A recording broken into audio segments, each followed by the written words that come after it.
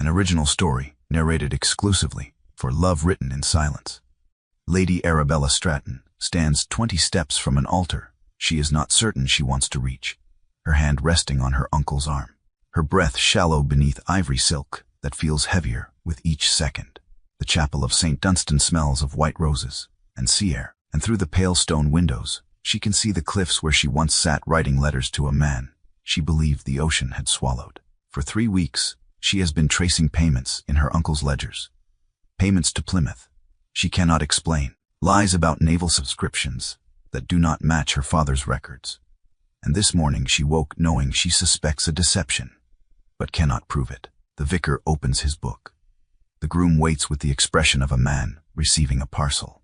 Then the chapel door opens, and wind rushes in from the sea, and a man in a salt-stained naval coat stands in the doorway, holding 2 pieces of paper side by side, and even from 20 feet away, Arabella recognizes her own handwriting on one of them, and knows immediately that the script does not match. The wind came first, then the man, then the truth.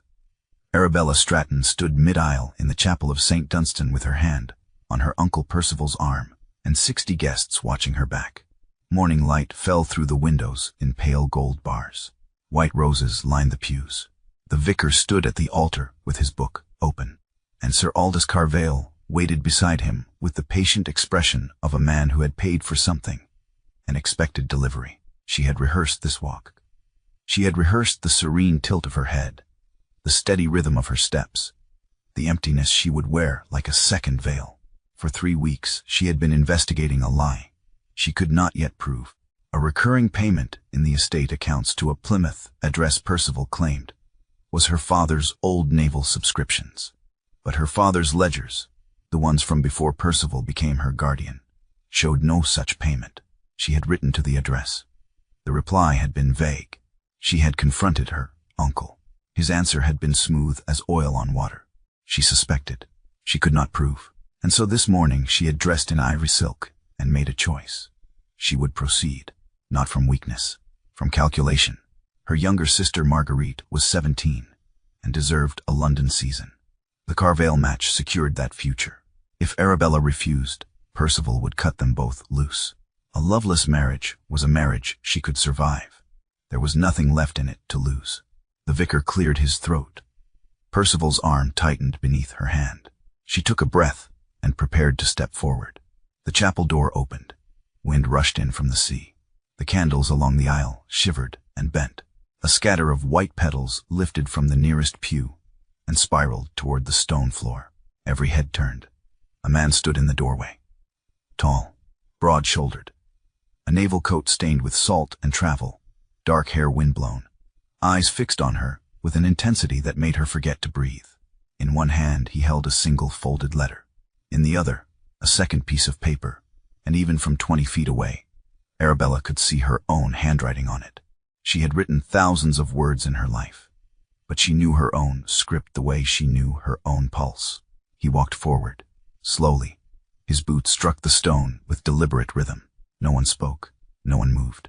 He stopped 10 feet from where she stood. Lady Arabella. His voice was steady, low.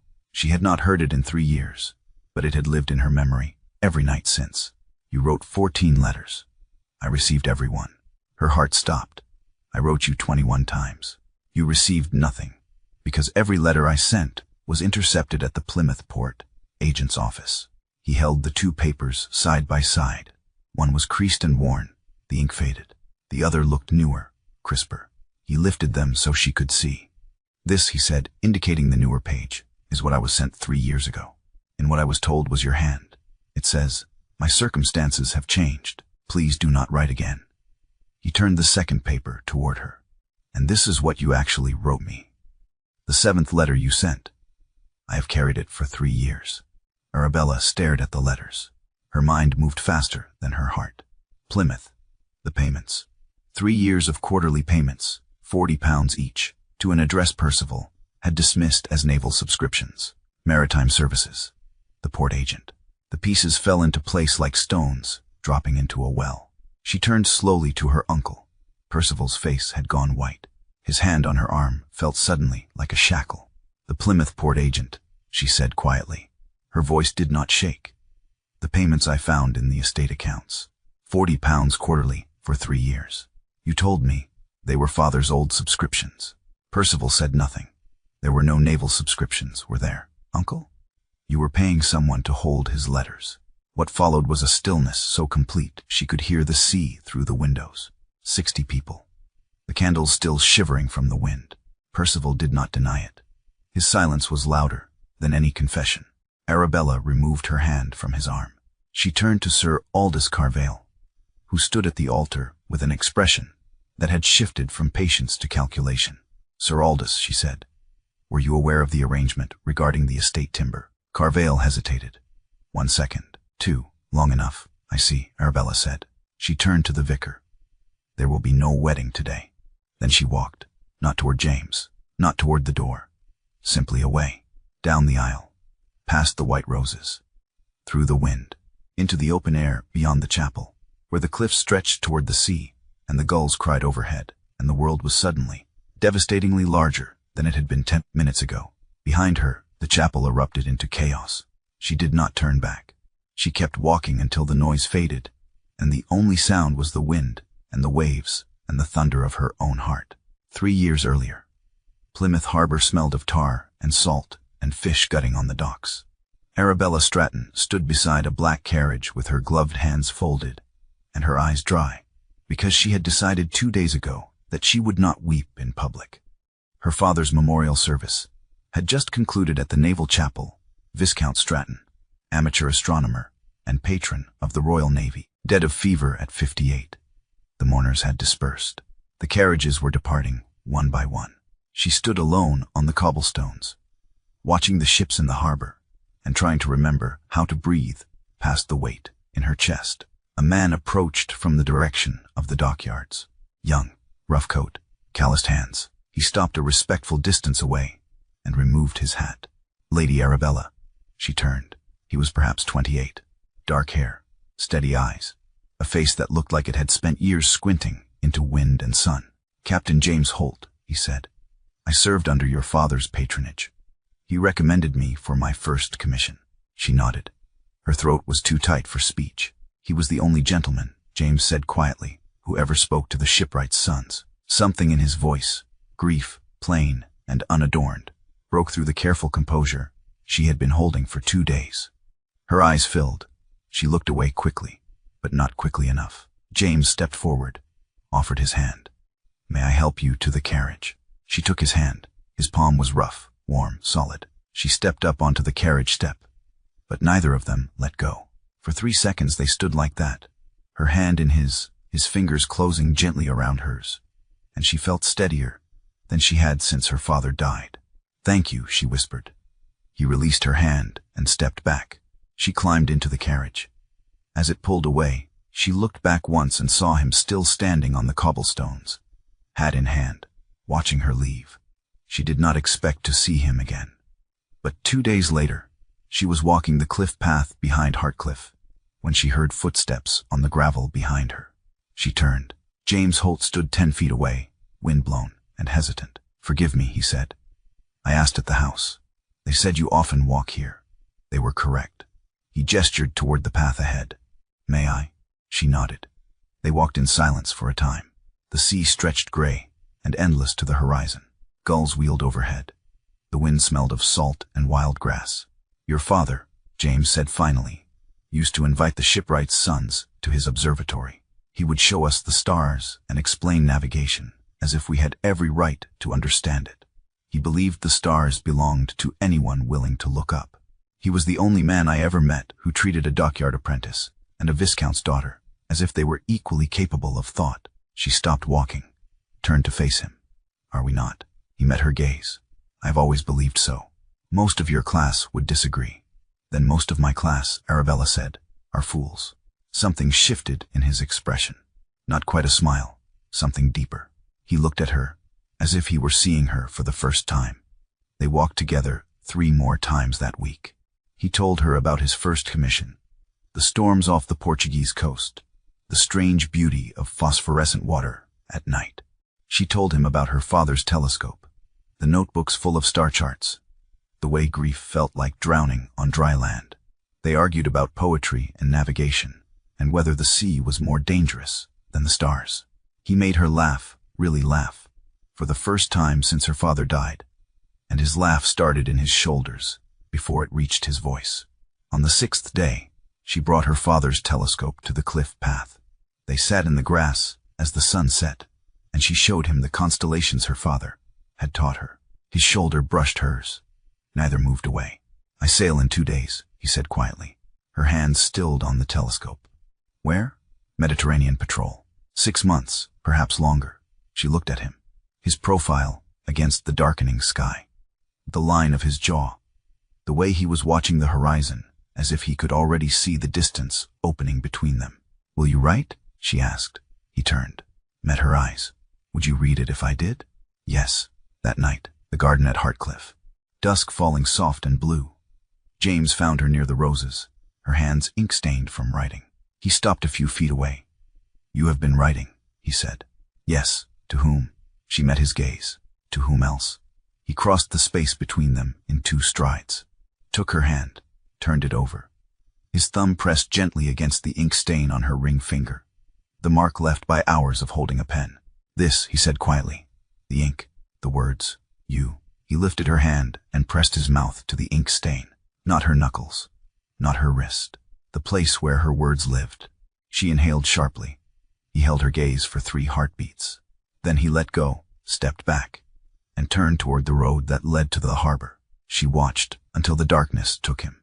The next morning, his ship sailed. She stood on the cliffs and watched the sails grow smaller until they disappeared into the gray line where the sea met the sky. Then she went inside and began to write. Arabella wrote 14 letters over the next 6 months. She wrote about the stars her father had loved, the way the wind sounded different in autumn, the strange loneliness of managing a household that no longer had a viscount at its head. She wrote about Marguerite's laughter and the tenant's children and the fox she saw on the cliff path at dawn. She wrote that she loved the way his laugh started in his shoulders, that she was afraid of how much he felt and more afraid of stopping, that she wanted to stand at the harbor when his ship came home. She folded each letter carefully, sealed it with wax, and sent it to the naval post office in Plymouth with his ship's name and station written in her neatest hand. She received no reply. At first she told herself it was the distance. Ships moved. Letters took time. The Mediterranean was vast, but weeks became months, and the silence grew heavier. Then, 6 months after James sailed, a letter arrived from the Plymouth port office. It was brief, formal, regretful. The packet ship Cormorant, carrying naval correspondence to the Mediterranean fleet, had been lost in a storm off the Bay of Biscay. All cargo and mail aboard had gone down with the ship. A list of affected personnel was attached. Captain James Holt's name was on the list. Arabella read the letter 3 times. Then she folded it carefully, placed it in her father's desk, and walked to the cliffs. She stood at the edge, where the grass gave way to nothing, and looked at the sea that had swallowed her words. 14 letters, 6 months of honesty, gone. She waited another month, wrote a 15th letter, posted it. No answer came. Her uncle Percival, who had become her guardian after her father's death, found her in the library one evening staring at a blank page. "Still writing to the naval captain?" he asked gently. She set down her pen. "Arabella." He sat across from her. "A naval officer's life is uncertain, his attention fleeting. It is not your fault." She looked at him. Kind, patient Uncle Percival, who had moved into Hartcliffe to manage the estate and guide 2 orphan nieces through a world that did not favor unprotected women. "He did not write," she said quietly. "Perhaps he could not. Perhaps he chose not to. Either way, my dear, you must stop reaching for someone who has let you go." She closed the inkwell, folded the blank page, put it away. She did not write again. What she did not know, what she could not know, was that every one of her 14 letters had reached James Holt. He had received them aboard HMS Dorado in ports from Lisbon to Alexandria. He had read them so many times the creases wore thin. He had written back 21 times, descriptions of sunrises off Cuddies, the way the stars looked from open water, the ports she had never visited. 3 years of a life she was cut from. And then, 8 months after he sailed, a letter arrived in his hand. The handwriting looked like hers. The words were brief. Captain Holt, my circumstances have changed. I am to be married. Please do not write again. A. Stratton. He read it twice. Then he folded it carefully and placed it in the chest beneath his berth, beside her 14 letters. He did not write again, but he never stopped reading. Her letters lived in a salt-stained chest for 3 years. He opened it on calm nights when the ship rocked gently and the stars were bright. He read about the fox on the cliff path, and the way the wind sounded in autumn, and the words she had written about his laugh, starting in his shoulders. The sea had not taken her letters. Lord Percival Stratton had. He had paid the Plymouth port agent £40 quarterly, £160 a year, to intercept every letter James sent, to return them unopened with instructions to hold them indefinitely, to send Arabella a fabricated report about a shipwreck that never happened and a packet ship that had arrived safely, to send James a forged rejection in handwriting carefully copied from one of her genuine letters. For 3 years, the scheme held, and then Percival's gambling debts caught up with him, and he could no longer pay the port agent, and the agent, practical and unsentimental, returned James's 21 intercepted letters to the Naval Post Office as undeliverable mail. Intercepted naval correspondence triggered an Admiralty inquiry.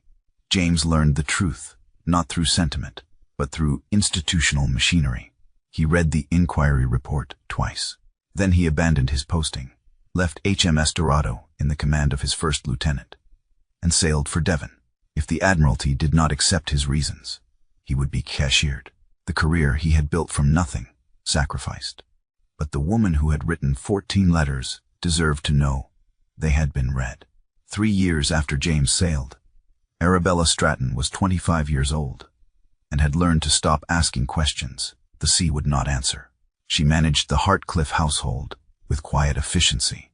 She reviewed the accounts, corresponded with the tenants, ensured Marguerite had tutors and music lessons, and everything a 17-year-old girl needed for a proper debut. She performed composure, the way other women performed needlework, carefully, precisely, until the stitches no longer showed.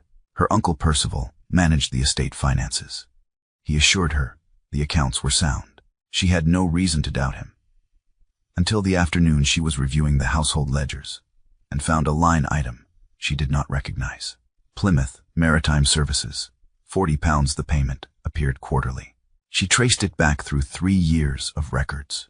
12 payments, £480. She frowned, went to her father's study, found the ledgers from before Percival's guardianship, the ones her father had kept in his own hand. No such payment appeared. She wrote to the Plymouth address listed in the accounts. The reply came a week later from a port agent's clerk. Vague, professional, confirming a correspondence management account held in Lord Percival Stratton's name. Correspondence management. She sat with the letter for a long time. Then she went to find her uncle. Percival was in his study, reviewing shipping reports. He looked up with a smile when she entered. Arabella, what can I do for you?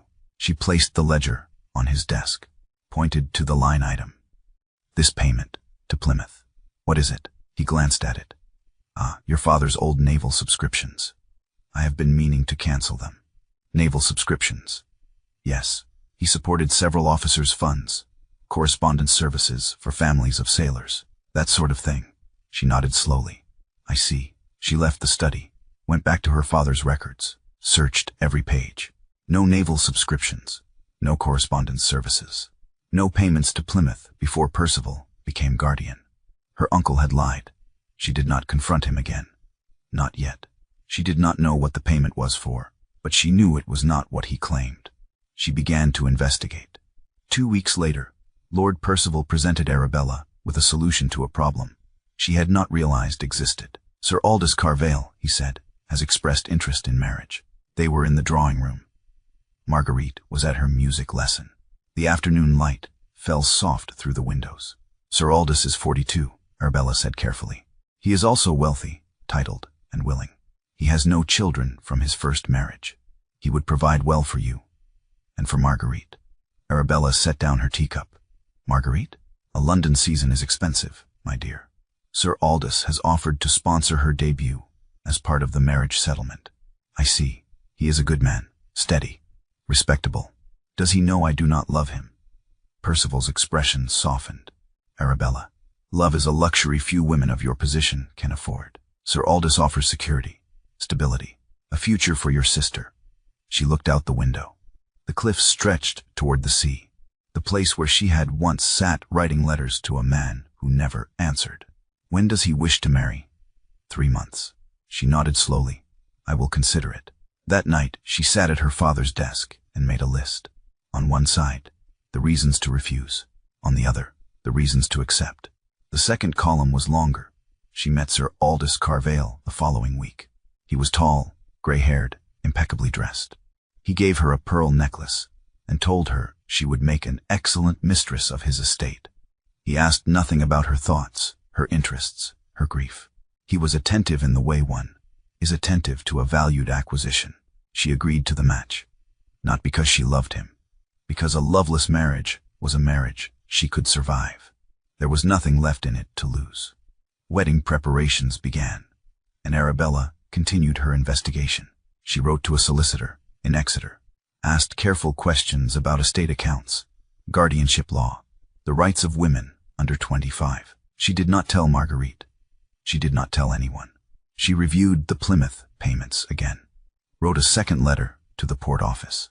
This time the reply was even more vague, a polite acknowledgement that the account existed, but no details about its purpose. She knew Percival was lying.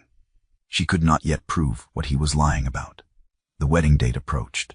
She ordered her dress, chose the flowers, wrote the invitations, and at night, alone in her room, she compiled evidence she did not yet understand.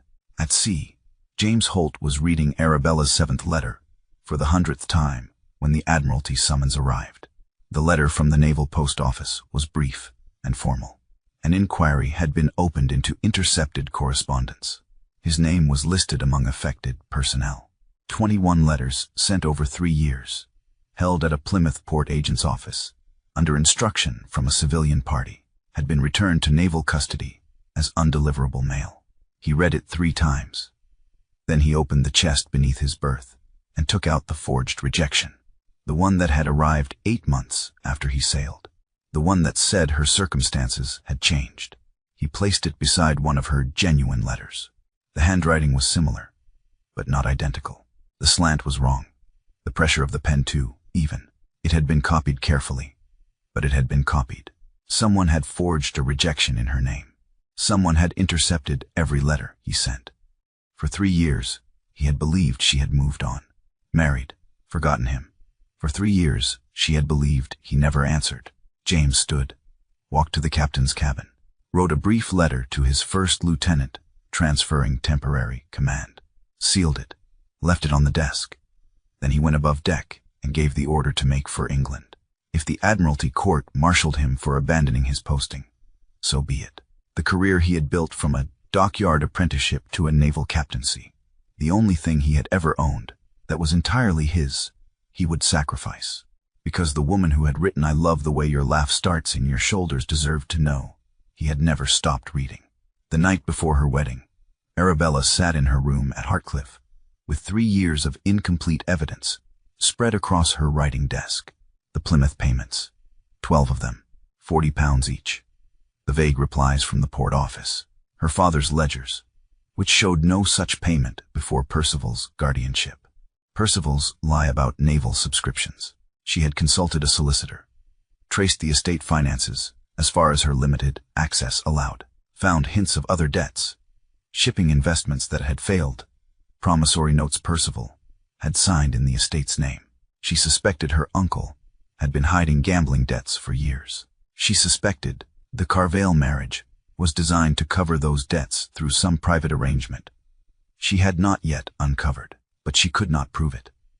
And tomorrow morning, she would marry a man she did not love to secure a future for a sister who trusted her. She looked at Marguerite, asleep in the next room, 17, bright, deserving of every chance Arabella had lost. She made her choice. She would proceed with the wedding, not from weakness, from the same protective instinct that had defined her since their father died.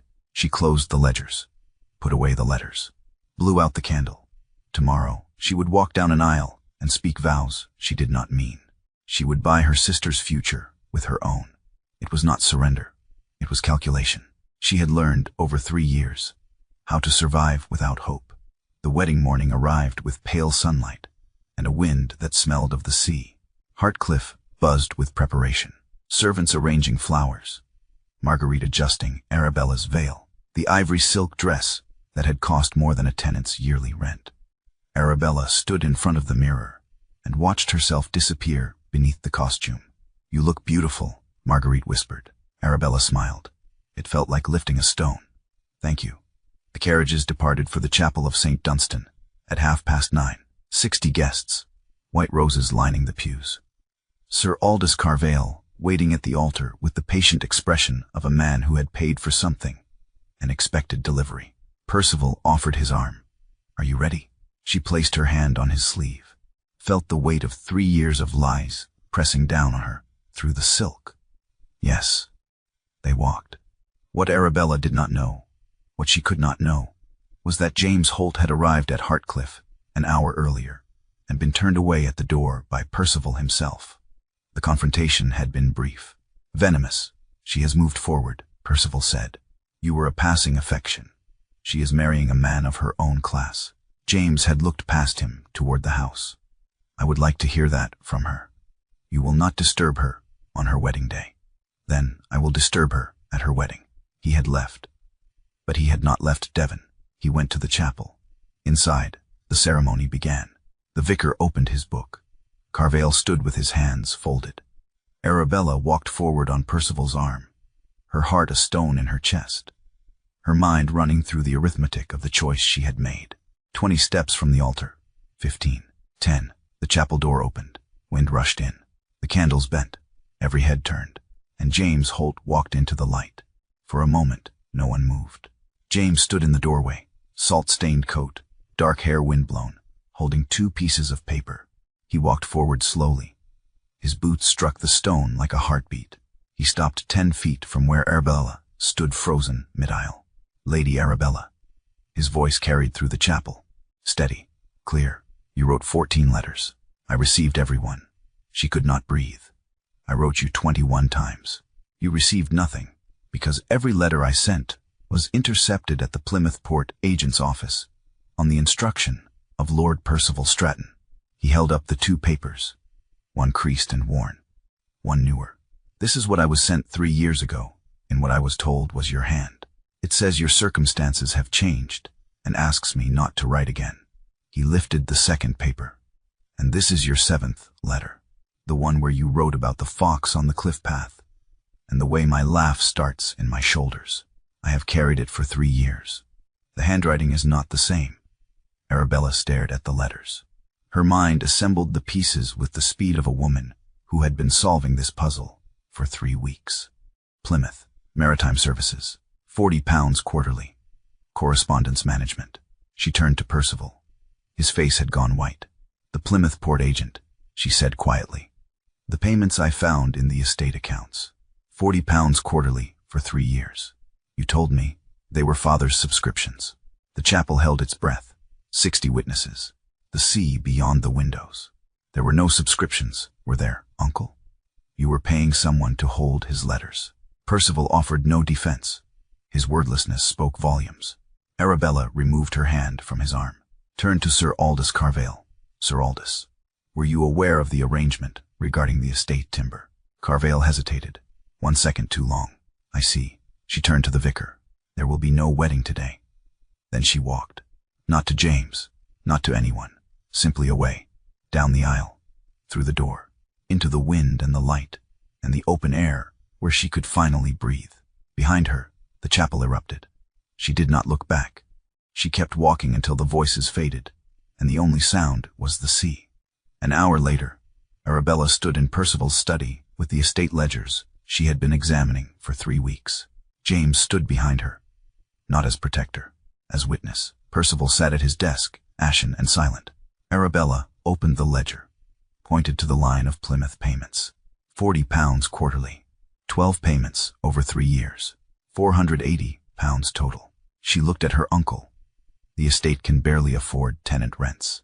And you spent £480 on making sure I believed James was dead. Percival's jaw tightened. You would have married a shipwright's son. Your father, my father, Arabella said, her voice like iron, would have let me choose. You chose for me.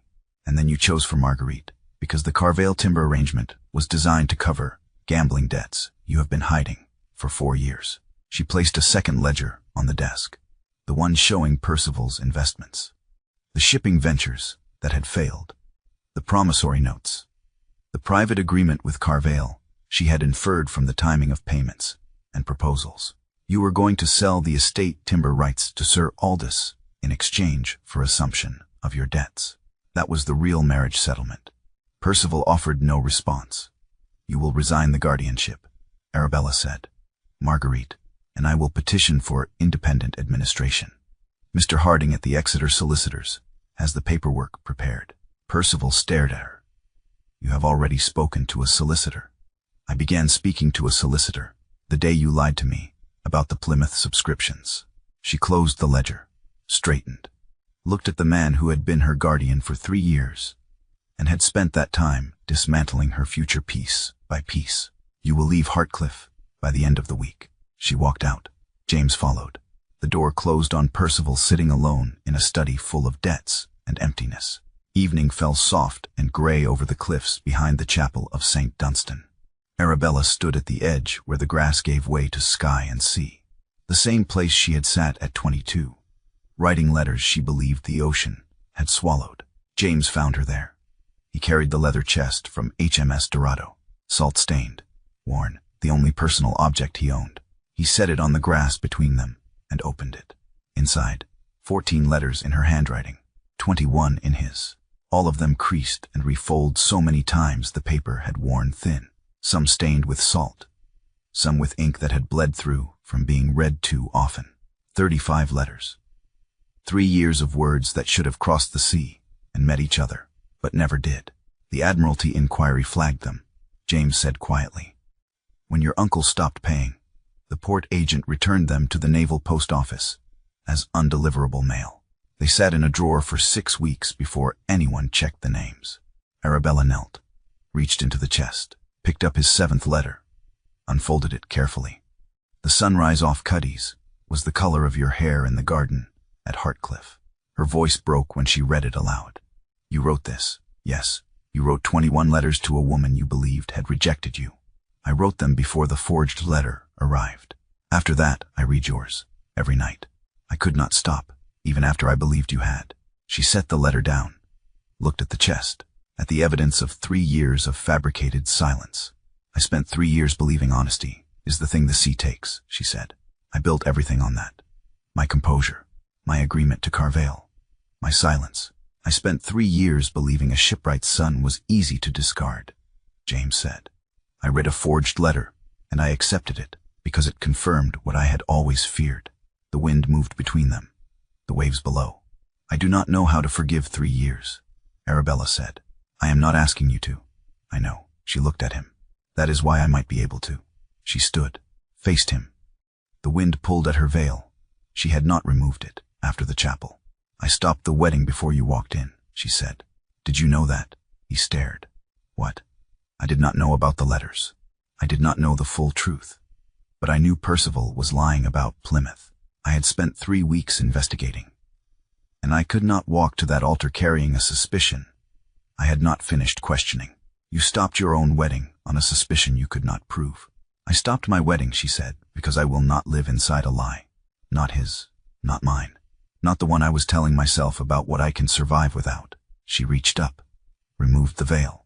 The wind caught it immediately. White lace spiraling over the cliff, over the sea, disappearing into the gray distance. She took his hand, the writing hand, turned it over, pressed her mouth to his palm. The mirror of the kiss he had given her 3 years ago. He had kissed where her words lived. She kissed where his began. His hand closed around hers, drew her in. The kiss grew from their joined hands upward, slowly, deliberately, with the devastated tenderness of 2 people who had written 35 letters to each other across 3 years of manufactured silence, and were finally, impossibly, in the same place.